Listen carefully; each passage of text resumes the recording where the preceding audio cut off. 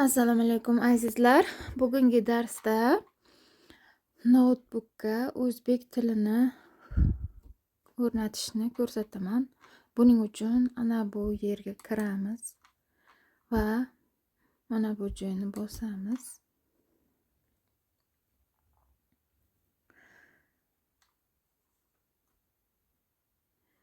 Va mana bu yerga добавить язык bor.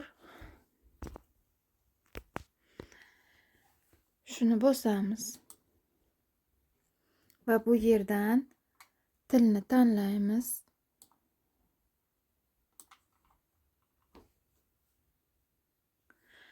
Bu yerda o'zbekcha lotincha bor, o'zbekcha kirilcha bor.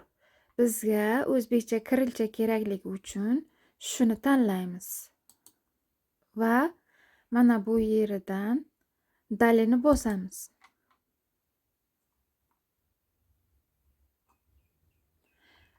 Va ustanovitni bosamiz. Mana ustanovka bo'lyapti.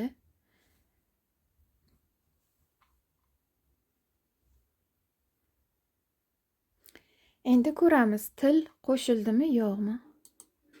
Mana azizlar, o'zbekcha, kirilcha qo'shildi. Videomiz foydali bo'lgan bo'lsa, kanalimizga obuna bo'lib, like bosish esingizdan chiqmasin. Salomat bo'ling.